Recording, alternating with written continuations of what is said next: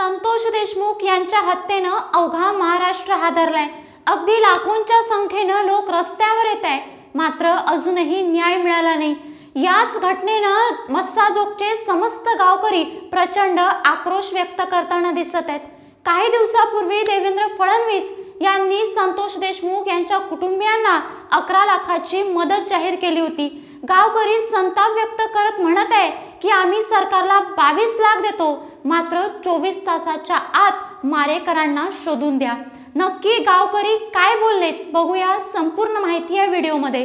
नमस्कार, मी वैष्णवी आणि तुम्ही बघत आहात काहीतरी विशेष। अनेक न्यूज चॅनल आणि मीडियाची लोक ज्यावेळी मस्साजोगच्या गावामध्ये गेली आणि तिथल्या लोकांचा इंटरव्ह्यू घ्यायला सुरुवात केली, त्यावेळी तिथले गावकरी असं सांगताना दिसत आहेत की तुम्हाला संपत्ती जप्त करायची तर वाल्मिक कराडची संपत्ती जप्त करा, तुम्हाला संपत्ती जप्त करायची तर धनंजय मुंडेची संपत्ती जप्त करा, कारण आता वाल्मिक कराड हा या हत्येमागचा मास्टरमाइंड आहे, अशी शंका संपूर्ण महाराष्ट्रात व्यक्त केली जाते।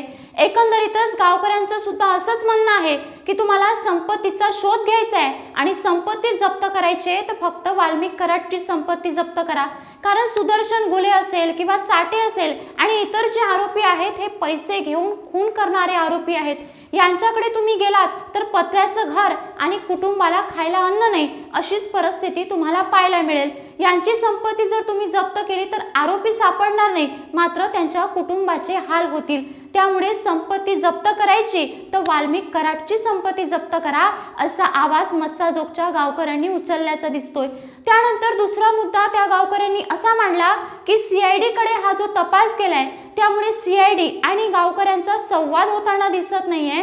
म्हणजे चौकशी नक्की कोणत्या टप्प्यावर आली आहे, कुठल्या बाजूने जायला लागली हे गावकऱ्यांना कळत नाहीये आणि त्यामुळे सुद्धा गावकऱ्यांनी आक्रोश व्यक्त केलाय किंवा सरकारची चौकशी व्यवस्थित सुरू नाहीये, अशी शंका गावकऱ्यांनी उपस्थित केली आहे। गावकरी असं म्हणतात आहे की आपल्या महाराष्ट्राची जी पोलीस प्रशासन आहे ते अतिशय सक्षम पोलीस प्रशासन आहे। त्यांनी जर ठरवलं तर ते 1 दिवसातच फक्त आरोपीला पकडू शकतात, मात्र इतका उशीर का होतोय, इतकी दिरंगाई का होतीये, व्यवस्था इतकी हतबल का झालेली आहे, या व्यवस्थेला नक्की कोणाचा धाक आहे का, कोणत्या बड्या नेत्याचा धाक आहे का, असा आक्रोश गावकऱ्यांनी व्यक्त केला।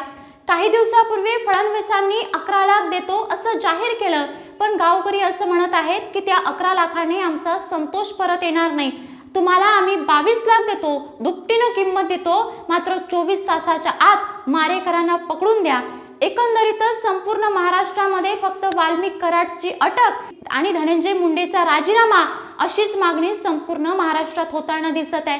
अगदी 19-20 दिवस उलटल्यानंतरही अजूनही मारेकऱ्यांचा शोध नाही, अजूनही 3 आरोपी फरार आहेत।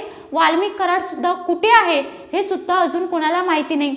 एकंदरीतच अनेक अफवा सुद्धा येत आहेत की संतोष देशमुख यांचे जे मारेकरी आहे त्यांची हत्या झाली असेल का, जे अंजलीताईंनी ज्या पद्धतीची माहिती मीडियाला दिली त्यानुसार जर विचार केला तर त्यांची हत्या झाली असेल का, ही सुद्धा एक शंका व्यक्त केली जात आहे। मग त्यावरून वाल्मिक कराडची देखील हत्या झाली असेल का, हे आरोपी फरार आहेत मात्र हे जिवंत तरी आहेत का, यांच्या मागे कोण आहेत आणि अवघ्या महाराष्ट्रामध्ये यांना लपवण्याच्या मागे कोणाचा हात आहे, ही कुठलीच बाब अजूनही उघड होत नाहीये। त्यामुळे संपूर्ण गावकरी नाराजी व्यक्त करत आहेत। गावकऱ्यांचं असं म्हणणं आहे की जसा त्रास आमच्या संतोषला दिला, आमच्या संतोषचे डोळे जाळून टाकले, आमच्या संतोषच्या शरीरावर इतके वार केले, त्याचं शरीर पूर्ण छिन्न विच्छिन्न करून टाकलं, त्यामुळे असाच त्रास मारेकरांना व्हायला पाहिजे आणि अशीच कठोर शिक्षा मारेकरांना व्हायला पाहिजे, तेही जलद व्हायला पाहिजे। त्यांचं म्हणणं आहे की फास्ट ट्रॅकची चौकशी लावायला पाहिजे आणि लवकरात लवकर या घटनेचा निकाल लावायला पाहिजे। आता यावर एक नागरिक म्हणून तुम्ही कसं बघता, संतोष देशमुख यांच्या मारेकरांना अजूनही अटक का केली गेली नाही, यामागे काय कारण असेल? तुम्हाला जर याबाबतीतली काही माहिती असेल तर नक्की आमच्या चॅनलला कमेंट करून कळवा आणि अशाच पद्धतीचे नवनवीन माहितीपूर्ण व्हिडिओ पाहण्यासाठी काहीतरी विशेष या चॅनलला सबस्क्राईब करायला विसरू नका।